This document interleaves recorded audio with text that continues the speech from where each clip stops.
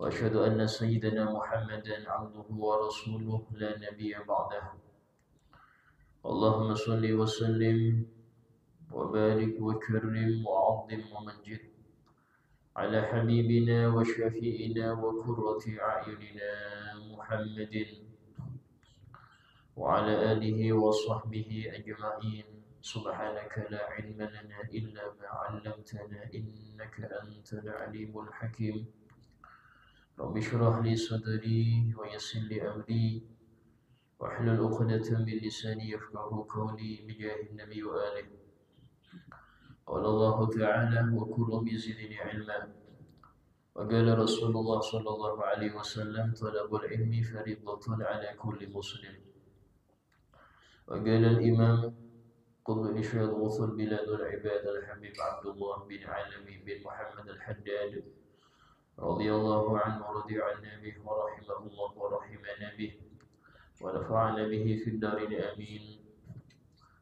فصل وعليك بالأمر بالمعروف والنهي عن المنكر فإنه القطب الذي عليه مدار أمر الدين ولأجله أنزل الله الكتب وأرسل المرسلين وقد انعقد على وجوبه إجماع المسلمين وظاهرت نصوص الكتاب والسنة على الأمر به والتحذير من تركه.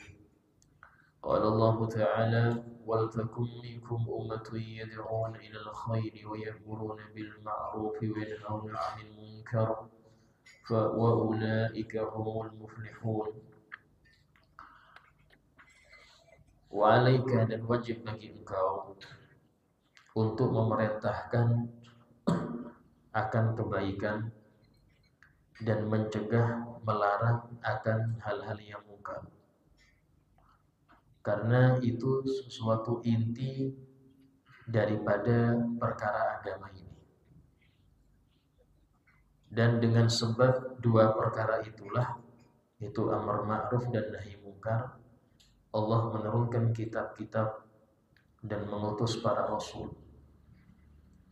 Dan telah menjadi kesepakatan akan kewajibannya seluruh muslimin dari zaman dulu. Dalam hal ini amar ma'ruf, ma'ruf ini kebaikan. Kebaikan yang dimaksud adalah kebaikan sesuai syar'i, sesuai syariat. Karena kebaikan itu dilihat dari kacamata siapa dulu. Karena setiap orang menganggap apa yang dia lakukan baik. Bahkan walaupun itu bertabrakan dengan aturan syariat. Oh ini bagus, ini tradisi bagus. Oh ini sudah adat yang baik. Nah, baik ini dari kacamata siapa? Sehingga yang dimaksud dengan ma'ruf di sini yaitu yang sesuai dengan syariat. Sesuatu yang sudah dikerjakan di suatu daerah puluhan tahun, ratusan tahun, tapi bertabrakan dengan aturan syariat, maka ini nggak bisa dibilang sesuatu yang baik. Ya. Dan hal yang mungkar itu wajib dicegah. Nahi mungkar di sini juga termasuk hal yang wajib.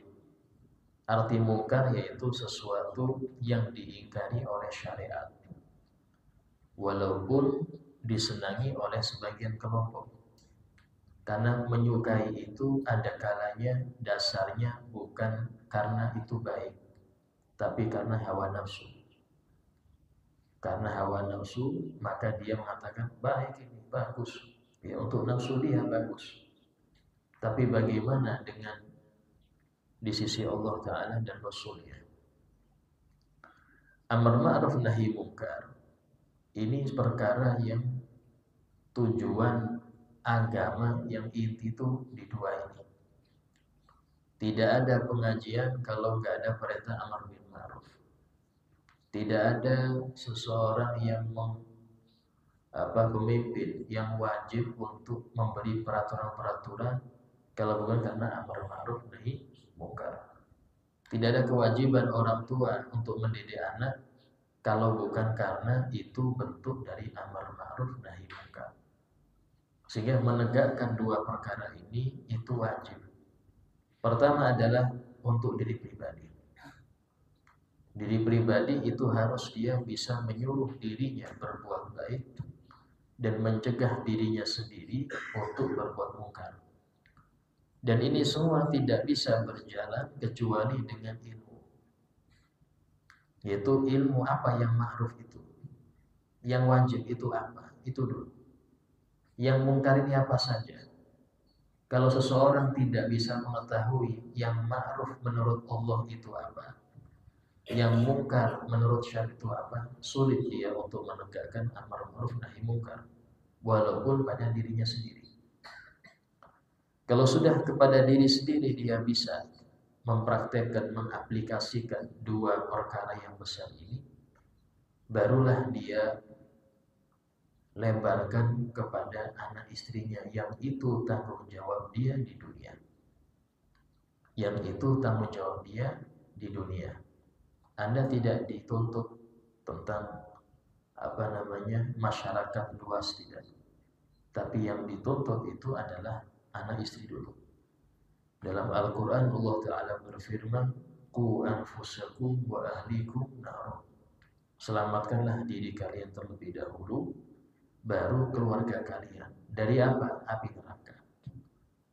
Kata Al-Imam Abdullah bin Abbas radhiyallahu anhu, seorang sahabat yang beliau didoakan oleh Nabi, Allahumma faqihhu fid din wa 'allimhu ta'wil.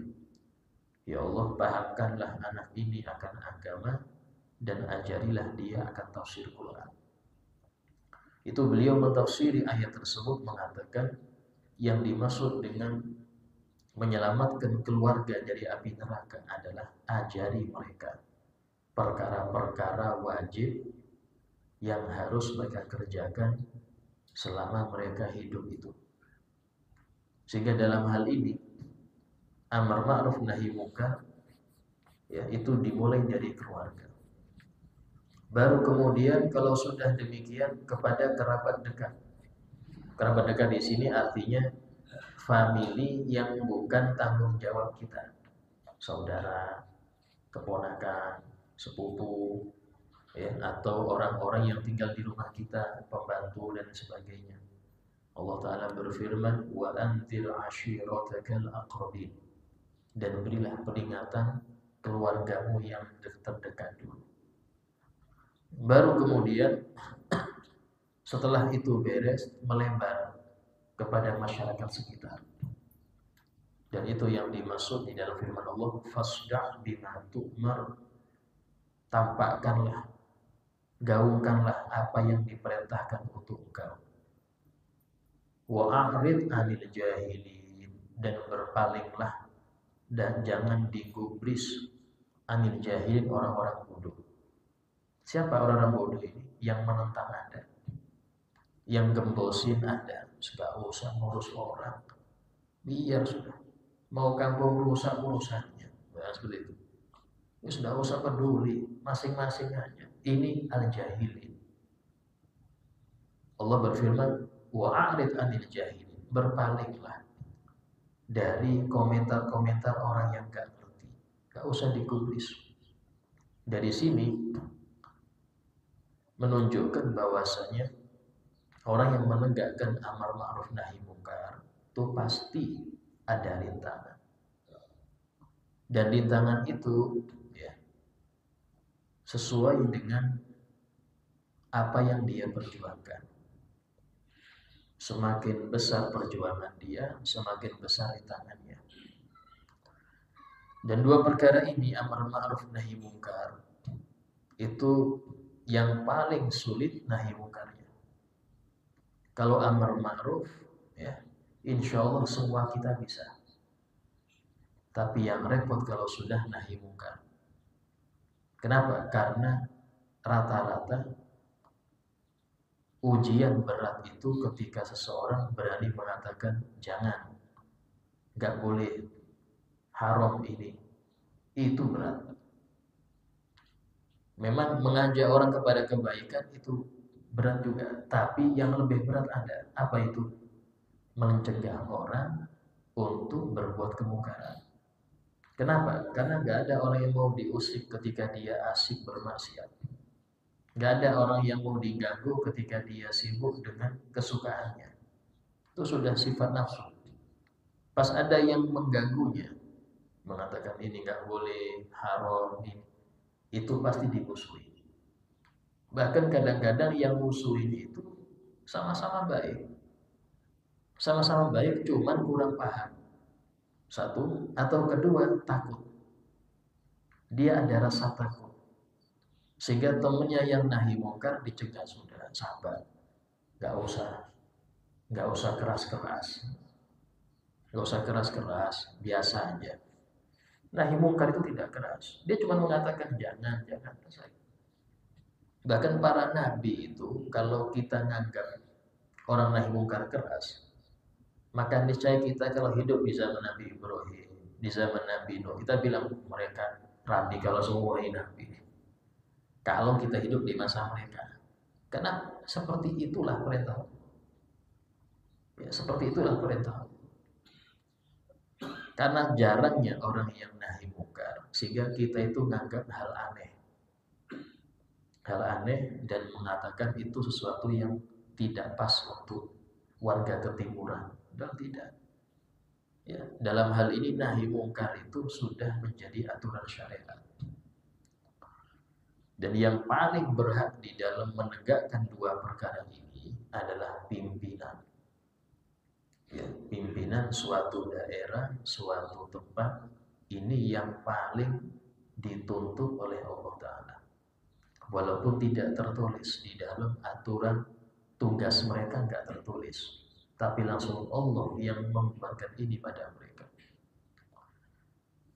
Sehingga dikatakan di sini Allah Ta'ala berfirman, wal takum minkum ummatun yad'una ilal khair. Hendaknya ada di antara kalian itu ummatun, sekelompok orang, yad'una ilal khairi, yang mengajak kepada kebaikan, wa ya'muruna bil ma'ruf, memerintahkan akan kebaikan, wa yanhauna 'anil munkar, dan mencegah akan kemungkaran. Wa ulaika, dan kelompok yang melakukan itu, humul muflihun, mereka lah orang-orang yang sukses, orang-orang yang beruntung. Dalam ayat ini menunjukkan tidak wajib secara aini untuk menegakkan amar ma'ruf munkar. Ini enggak wajib secara aini, artinya bukan fardu ain, tapi fardu kifayah. Kalau sudah ada beberapa orang yang dia menegakkan ini, maka kita yang lain gak wajib lagi. Sudah ada yang mewakili. Sama seperti hukum sholat jenazah.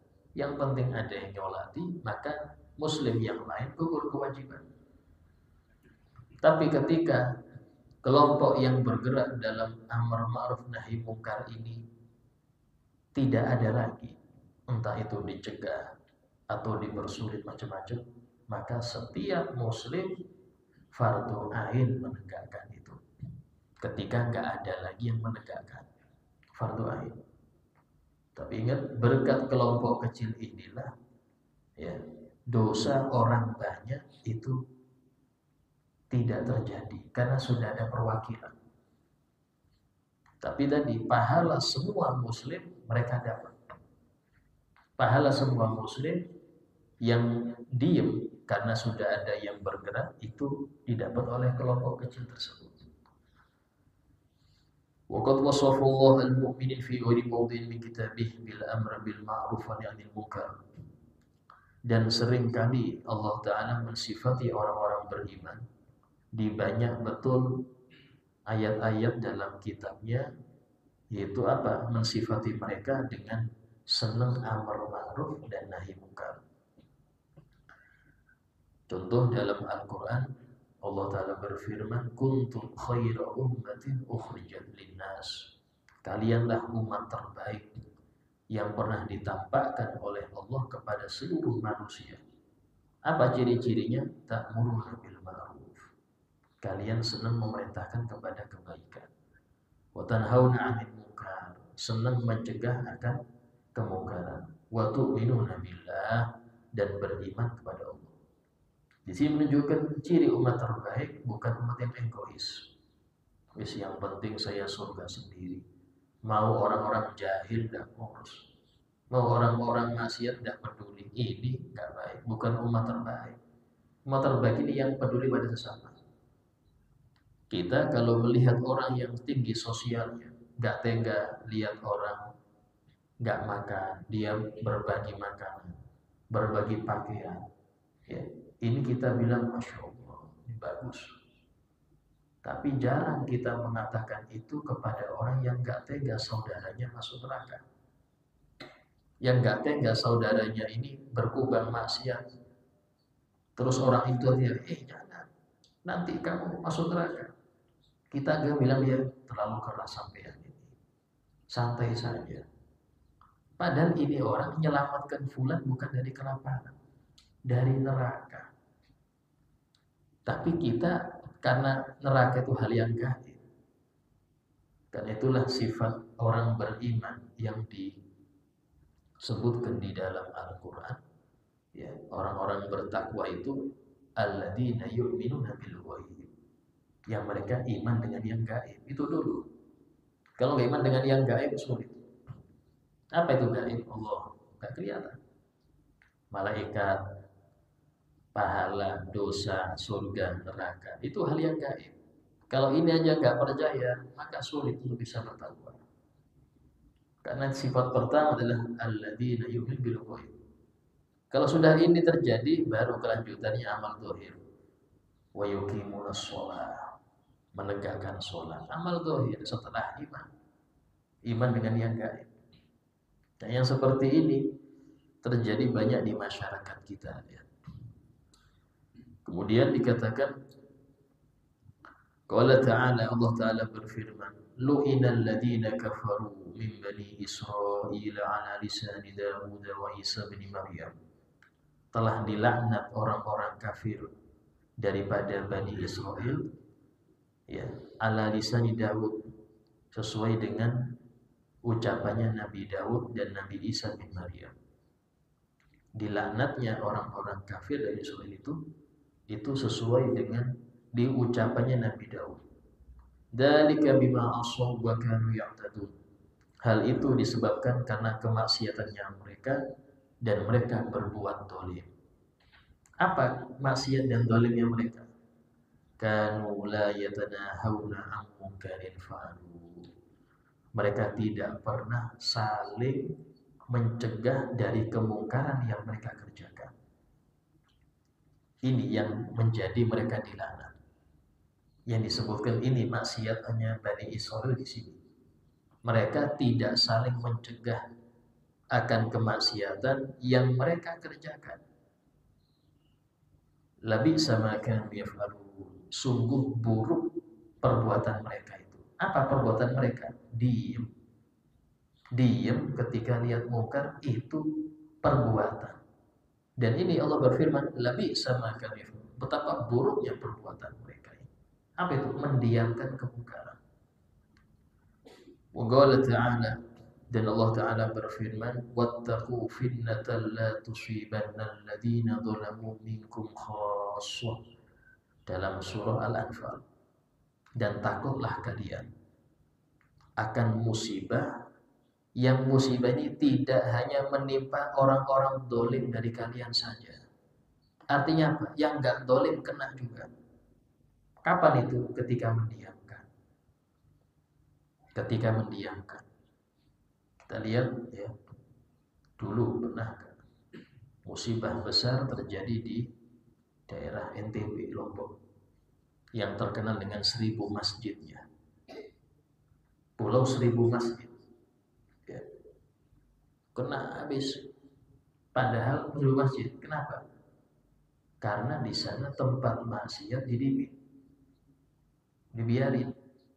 Yang sini make gamis ke masjid, yang sini pakai bikini ke pantai. Isinya hidup berdampingan. Ya seperti ini turun tangan. Ya, selama ketika seseorang itu mendiamkan, sesuatu kemaksiatan di daerahnya, itu seakan-akan Nabi pernah memberi contoh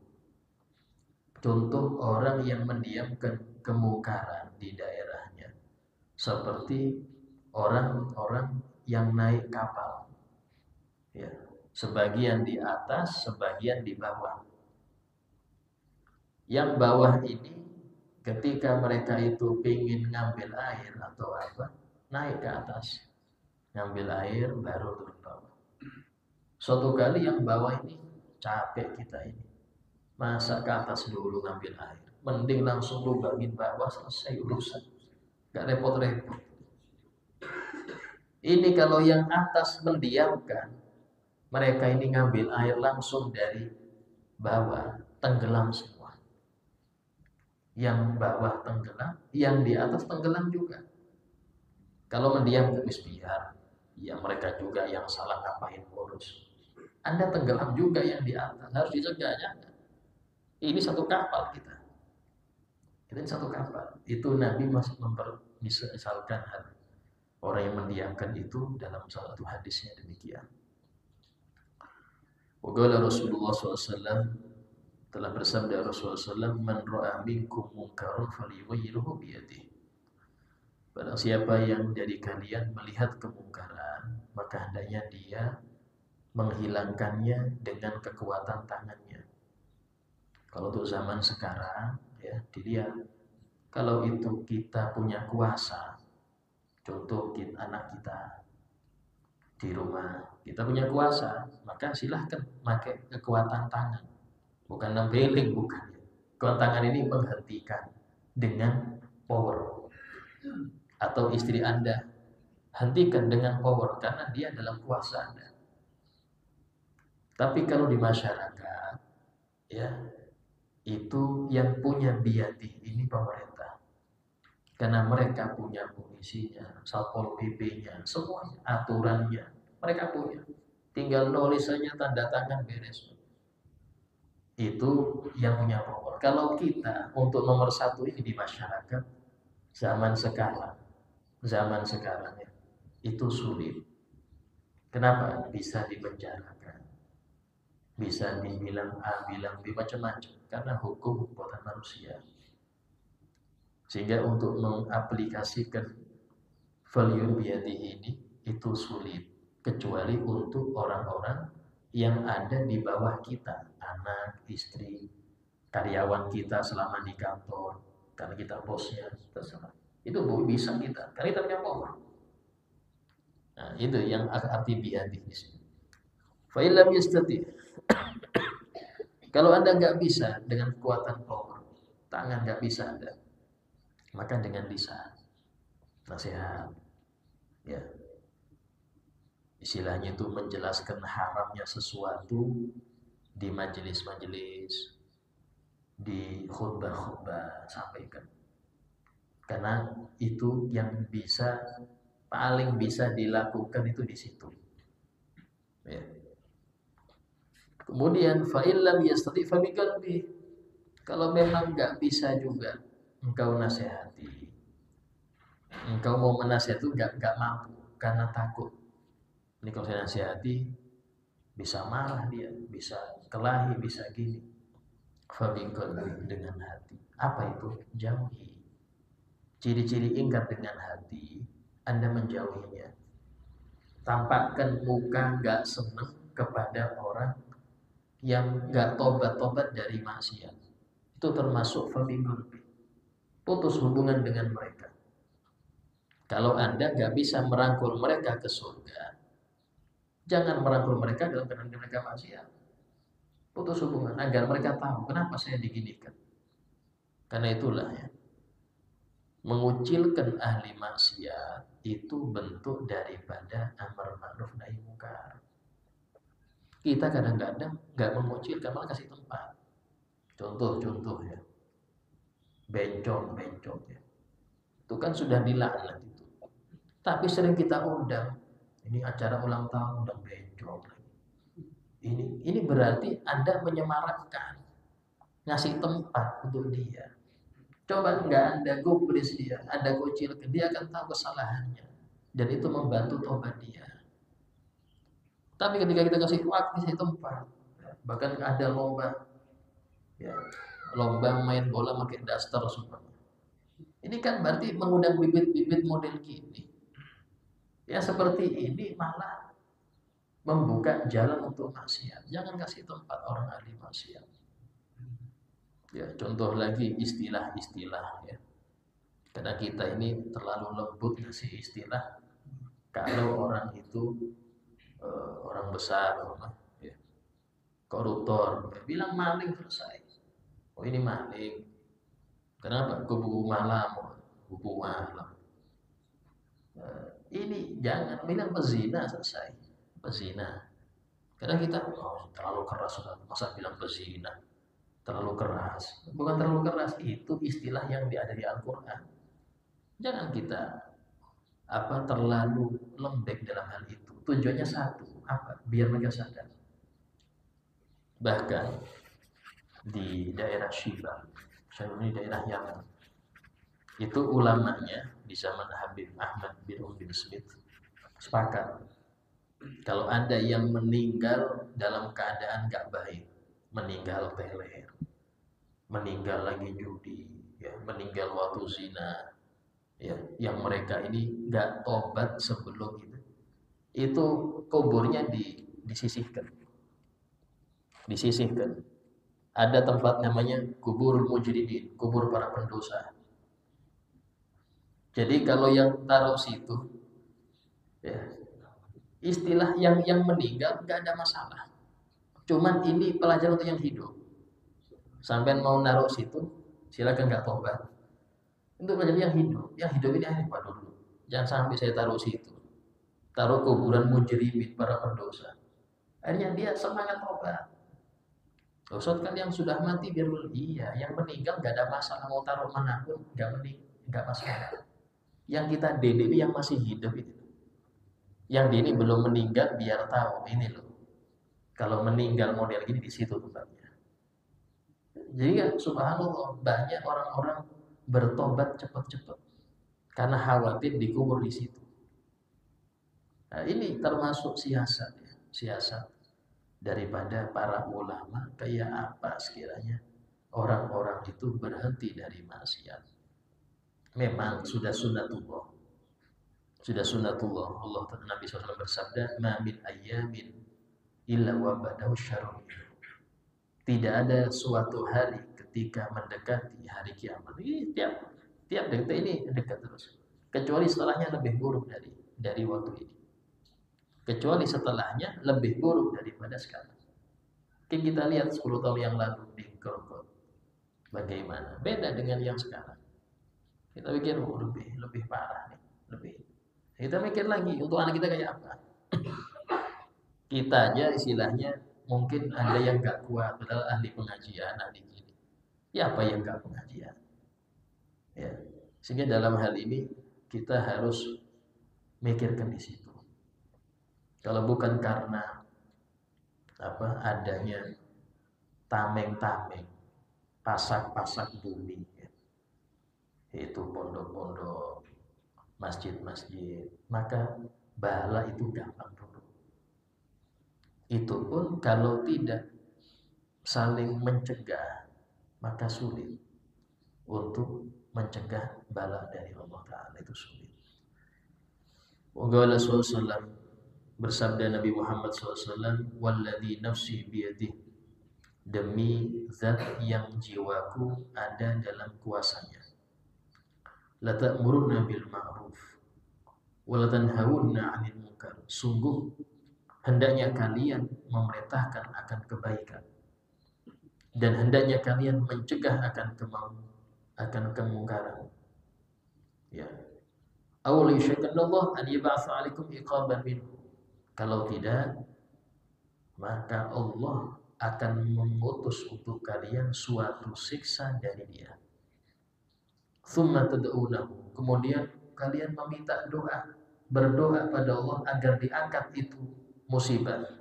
Fala yastajibu lakum. Allah enggak ijabah lagi. Kumpul semua orang untuk minta, enggak ijabah. Kenapa? Karena sudah nahi mungkar tidak ada yang melakukan. Tidak ada yang melakukan. Kalau sudah ini bala turun repot. Waqala sallallahu telah bersabda Rasulullah SAW, laisa minna man la yarham saghirana wa yuwaqqir kabirana wa ya'mur bil ma'ruf wa yanha 'anil munkar. Di dalam hadis riwayat Imam Abi Dawud dalam sunannya, gak termasuk golongan kami orang yang tidak menyayangi yang lebih kecil, tidak menghormati memuliakan yang lebih besar, dan tidak memerintahkan akan kebaikan serta mencegah akan kemungkaran. Artinya orang yang acuh tak acuh pada sekitar, gak ada semangat mengajak orang untuk baik, ya, gak ada semangat untuk mencegah orang dari keburukan. Itu gak termasuk golongan kami, kata Nabi. Ya. Mulai dari mana?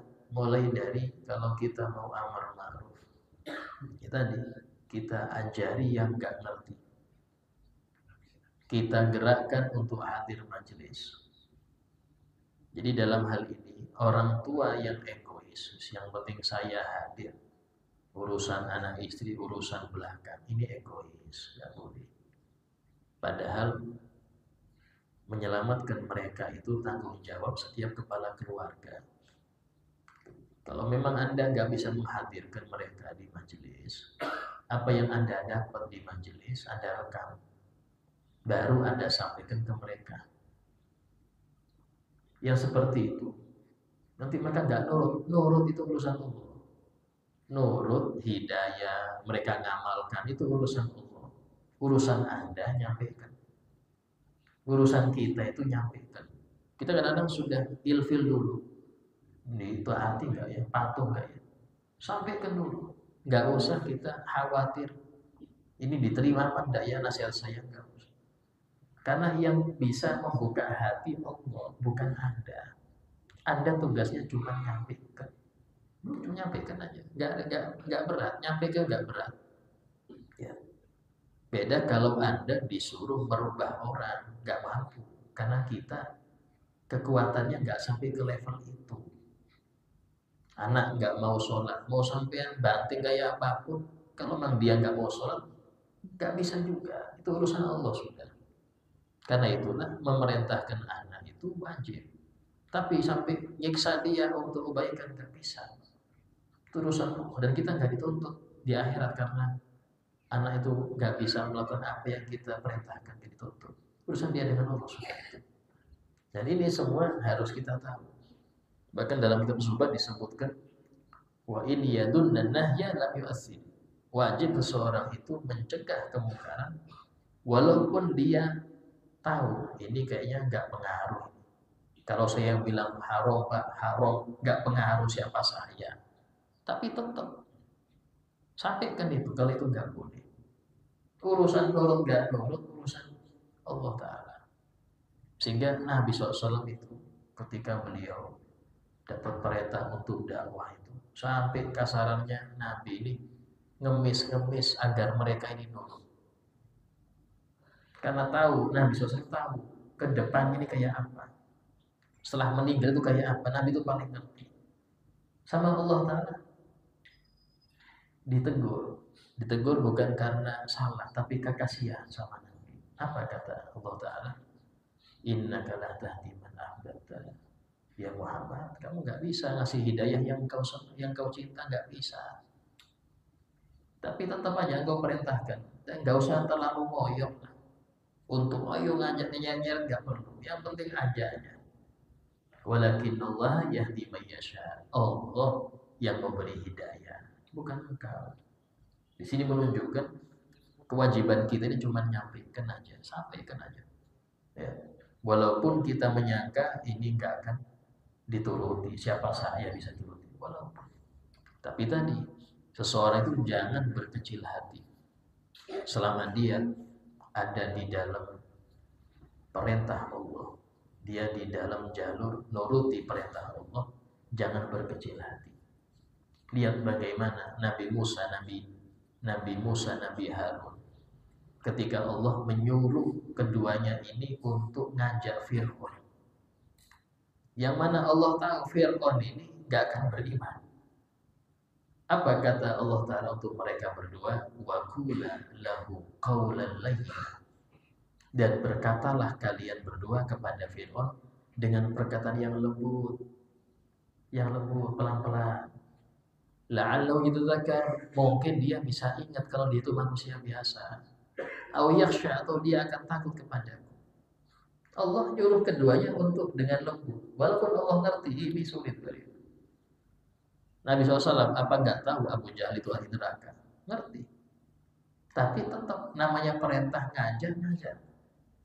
Nabi itu tahu fulan yang ahli nar siapa, ahli surga siapa. Nabi itu ngerti. Tapi namanya ini syariat ya sampai itu. Makanya ketika perang Badar itu, sebelum perang Badar, 2 hari sebelum perang Badar, Rasulullah ngajak beberapa sahabat. Ngasih tahu di sini tempat matinya Abu Jahal, sini Syaibah bin Rabi'ah. Itu juga salah satu tempatnya. Padahal perangnya 2 hari yang akan datang. Kasih tahu ini nanti di sini matinya sini. Sebutkan bos-bosnya kafir Quraisy itu. Dan subhanallah tempatnya itu di mana matinya tepat. Nah, ini menunjukkan bagaimana sesuatu yang hakiko nggak bisa mencegah syariat. Ada seorang wali sekarang grogot ini sudah pasti sudah hancur sudah. Apa dia nggak berusaha? Wajib usaha untuk menyelamatkan umat, wajib. Walaupun yakin ini sudah nggak beres, harus berusaha. Bahkan kata ulama, walaupun besok kiamat, tetap ya yang majelis yang ngajar di pondok ngajar walaupun besok kiamat. Jadi jangan karena wah minggu depan kiamat bis libur semua. Tetap. Kenapa? Karena tadi ini ibadah ini sampai wafat. Wa'bud rabbak hatta ya'tiyakal yaqin. Ibadahlah kepada Tuhanmu sampai datang keyakinan. Apa yakin itu? Al-maut. Sampai meninggal, selesai tugas berarti. Meninggal selesai tugas. Nah, itu mereka. Ya. Sehingga kalau kita perhatikan kesuksesan di dalam seseorang itu amar ma'ruf nahi munkar bukan perubahan yang signifikan. Bukan berarti orang yang dia gak berhasil merubah kampungnya dan sudah puluhan tahun di situ ngajar gak berubah, bahkan tambah parah. Kita gak bilang mereka gagal, tidak. Karena itu urusan Allah. Gagal itu ketika dia berhenti. Habis ngajar gak ada yang belajar, banting setir jualan. Ya. Yang ngajar 2 orang aja yang hadir, seperti setir jualan aja sudah. Itu gagal ya. Putus asa dulu. Kalau kita anggap ya orang yang bisa mendengar kita itu sedikit itu gagal, maka yang lebih pantas dilebih gagal Nabi Nuh. Nabi Nuh itu dakwah hampir 1000 tahun, yang ikut cuma 40. Bayangkan 1000 tahun, Pak. Yang ikut 40. Saya di sini kalau pengajian 10 tahun yang ikut 2 orang bubar saya. Al-Fatihah. 10 tahun 2 orang aja ya apa. Cari yang lain aja. Tapi lihat Nabi Nuh, dakwah hampir 1000 tahun ikut 40 orang. Apakah kita bilang gagal? Tidak. Bahkan beliau termasuk ulul azmi. 5 rasul tingkat tertinggi. Ulul azmi. Nabi Ibrahim alaihissalam. Ya. Berapa beliau? Cuma 4. Ada 5 aja. Bukan 50, 5 aja. Yang menerima dakwah beliau itu Siti Sarah, Siti Hajar, ya, Nabi Ismail, Nabi Ishak, Nabi Lut keponakan beliau, bas. Bahkan Nabi Lut alaihissalam yang ikut ajakan beliau cuman di rumahnya aja. Fama wajadna ghairu baitin minal muslimin. Kami enggak mendapati di kampungnya Nabi Lut itu cuma 1 rumah yang muslim. Itu pun minus istrinya. Yang ikut beliau cuma anaknya aja. Apa kita bilang gagal? Tidak, gak gagal, Pak.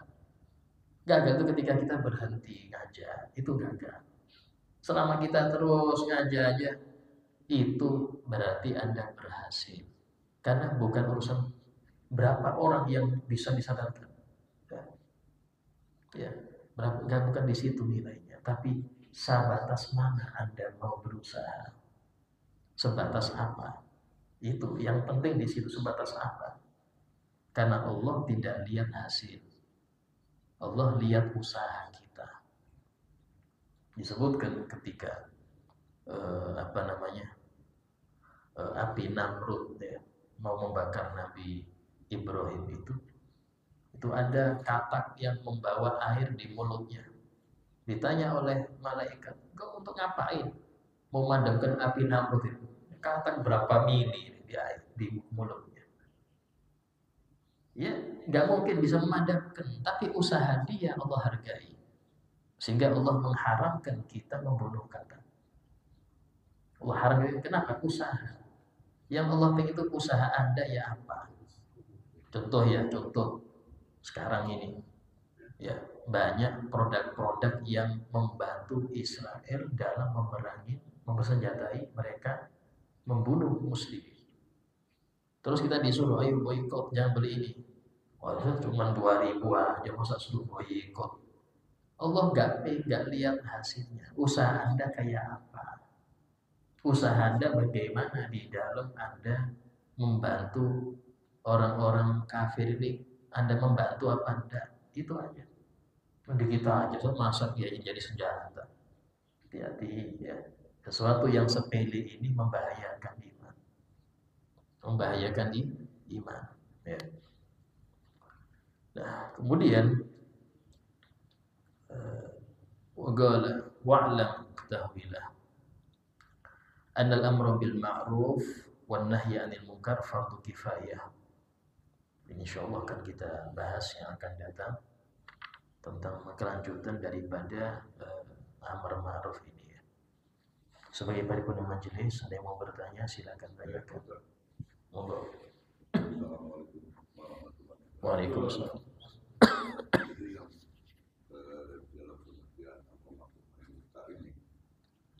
Sebelum menjalankan amal ma'ruf nahi munkar ini, apakah hubungannya, korelasinya dengan tafakur?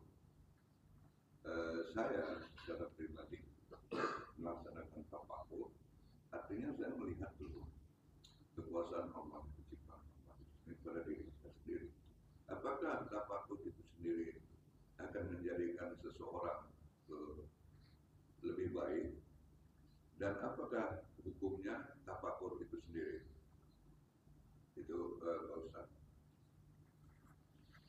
Kedua adalah pada saat kita sholat Jumat, saya sudah mempercayai, punya prinsip sendiri bahwasanya khutbah dengan imam Jumat itu adalah jadi satu kesatuan. Kenapa sholat Jumat itu bukan 2 rakaat? Apabila seseorang itu tidak melaksanakan sholat Jumat, dia akan melaksanakan sholat zuhur 4 rakaat. Ini perlu penjelasan secara detail. Kedua ini tafakur dengan hubungan amar nahi munkar dan sholat Jumat. Terima kasih Pak Ustaz. Nah, Allah Ta'ala berfirman di dalam memuji orang-orang yang cerdas ya. Inna fi khalqis samawati wal ardh wa ikhtilafil laili wan nahari la ayatin liulil albab. Sesungguhnya dalam penciptaan langit dan bumi serta bersilih gantinya siang dan malam terdapat tanda-tanda kebesaran Allah bagi orang-orang yang cerdas. Siapa yang cerdas itu? Alladzina yadhkurunallah, orang yang banyak zikir, qiyaman, mau itu berdiri, wa qu'udan atau duduk, wa ala junubihim atau dia sedang berzikir terus. Yang kedua, wa yatafakkarun, dan dia tafakur fi khalqis samawati wal ardh, dalam penciptaan langit dan bumi. Ini orang cerdas. Dzikir bil lisan, fikir bil akal. Kalau diam dia berpikir, kalau ngomong dia berzikir. Bas. Ini orang-orang yang cerdas yang Allah sebutkan dalam awakhir surah Ali Imran. Dalam hadis Nabi SAW bersabda, tafakkur sa'ah khairun min ibadati sitina sana. Tafakkur sesaat lebih baik hasilnya daripada ibadah 60 tahun. Kenapa yang kok hasilnya banyak? Karena tadi tafakkur itu meneliti dan membuahkan hasil. Hasilnya apa Ustaz? Tergantung tafakur apa. Orang yang tafakur nikmat Allah. Ya Allah, nikmat mata. Caranya apa tafakur nikmat itu? Lihat orang yang gak punya. Sering-sering nemui orang yang gak punya nikmat. Ke rumah sakit sampean. Lihat orang yang kalau ke kamar kecil dipapa. Kadang-kadang mau buang air pun harus ada yang lihat karena dipegangin. Pasti malu dia, tapi apalagi daripada jatuh. Berarti beruntung ada kaki, nikmat besar. Yang buta kayak apa? Berapa banyak yang dia pengen lihat, tapi gelap terus dunia. Berapa banyak yang mau diungkapkan orang bisu, tapi nggak bisa. Berapa banyak suara-suara merdu yang tidak dinikmati orang yang tuli. Itu bikin kita menyumbang apa? Syukur. Alhamdulillah. Walaupun nggak ada duit di dompet, alhamdulillah. Kenapa? Karena dia saya punya nikmat banyak. Itu tafakur itu di situ. Tafakur untuk nikmat.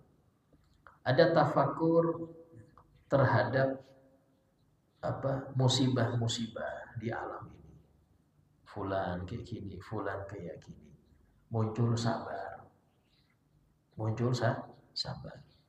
Ada tafakur kepada perubahan. Ini dulu baik, kok sekarang kayak gini. Ini dulu gini, kok sekarang kayak gini. Perubahan masyarakat yang kita lihat. Ya, dulu ini ahli majelis, kok sekarang pakai tendek lagi, bagaimana? Akan muncul itu hidayah Allah. Hidayah itu Allah pertama. Yang kedua, pergaulan. Ini karena pergaulan, circle-nya beda. Baru dia akan, berarti nggak boleh nih nyari circle yang nggak baik. Saya jaga diri saya dan anak-anak jangan sampai kena ini. Ya, itu banyak, tafakur itu banyak. Dan termasuk tafakur, ya tadi memperhatikan sekitar, sehingga muncul semangat untuk ngajak orang seperti itu termasuk tafakur. Ya. Dan korelasinya dengan amar ma'ruf sangat besar. Ini kalau tidak yang mencegah seperti ini.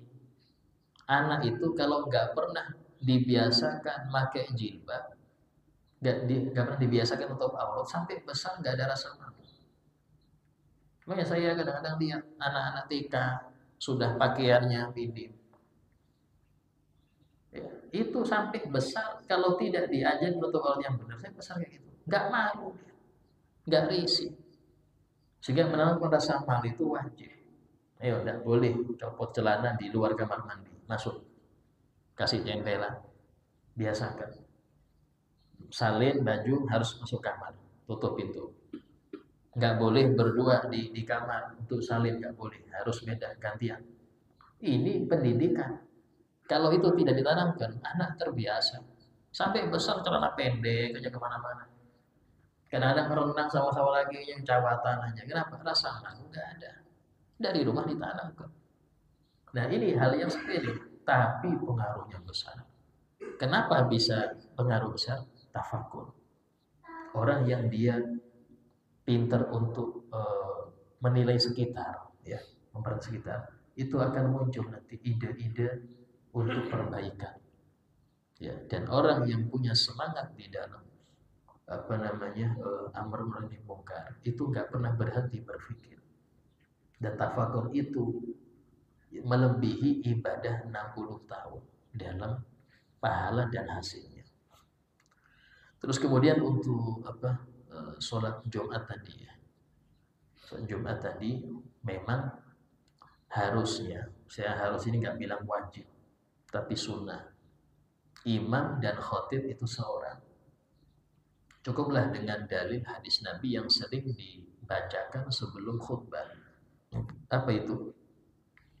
Wa an Abi Hurairah radhiyallahu anhu annahu qala Rasulullah sallallahu idza qulta li sahibika yawmal jum'ati ansit wal imamu yakhthubu faqad laghut.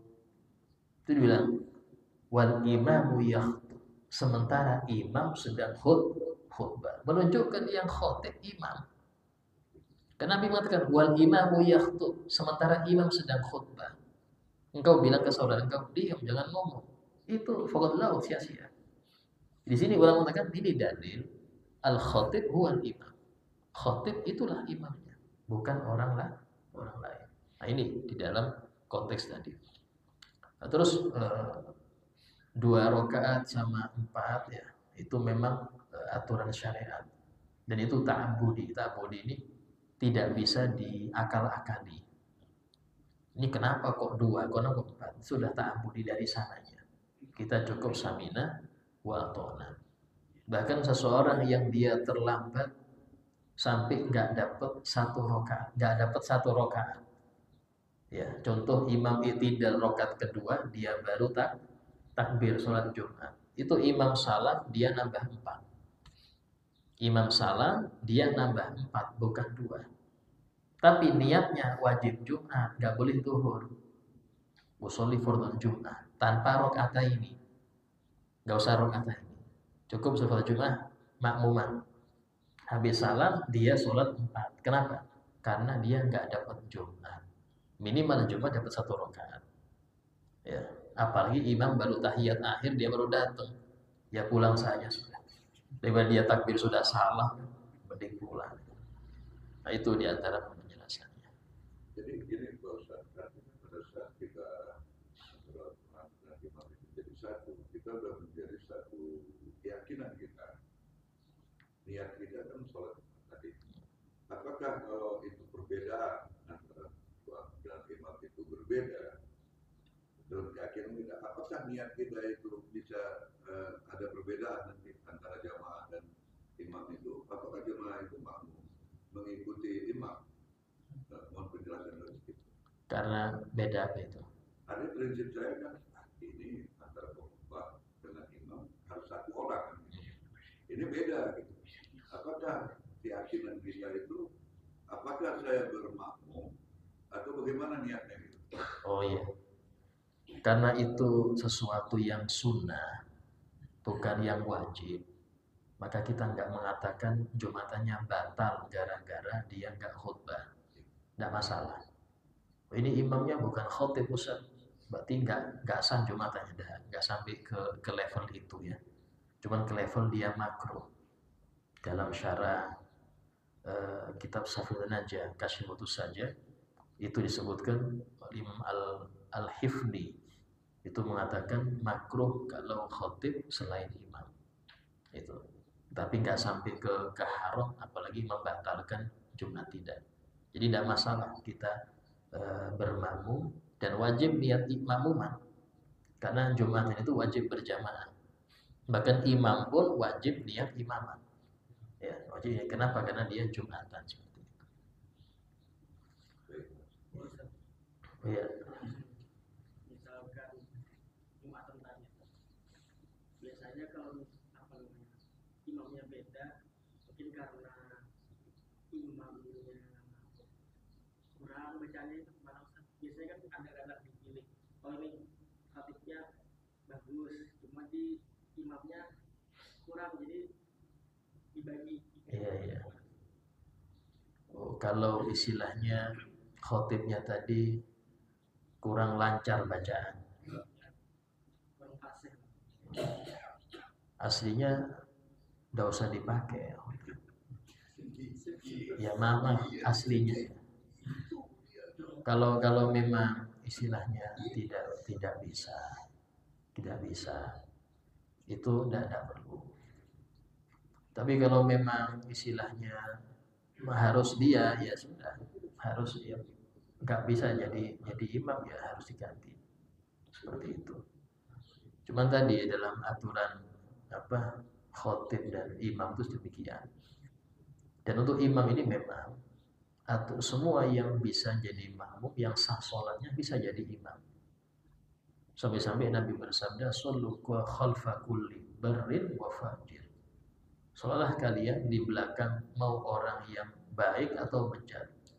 Cuman dalam hal ini masalah sahnya. Tapi urusan afdolnya makruh di belakang orang yang ahli maksiat makruh. Walaupun itu sah, ya, tapi makruh seperti itu. Alhamdulillah, insyaallah kita lanjutkan pembahasan ini pada yang akan datang insyaallah. Fadilah habibina syafi'ina Muhammad sallallahu alaihi wasallam. Al-Fatihah. Bismillahirrahmanirrahim. Alhamdulillah rabbil alamin. Ar-Rahmanir Rahim. Maliki yaumiddin. Iyyaka na'budu wa iyyaka nasta'in. Ihdinas siratal mustaqim. صراط الذين أنعمت عليهم غير المغضوب عليهم ولا الضالين آمين. بسم الله الرحمن الرحيم. الحمد لله رب العالمين. اللهم صل وسلم على سيدنا محمد وعلى آله وصحبه أجمعين. ربنا انفعنا بما علمتنا. رب علمنا الذي ينفعنا. رب فقهنا وفقه أهلنا وقراباتنا في ديننا. رب وفقنا وفقهم لما ترتضي قولا فعلا كرما. ورزق الكل حلالا دائما وأخل أنجي علما نهضى بالخير وفكل شر. ربنا آتنا في الدنيا حسنة وفي الآخرة حسنة وقنا عذاب النار. وصلى الله على سيدنا محمد وعلى آله وسلم والحمد لله رب العالمين. السلام عليكم ورحمة الله وبركاته.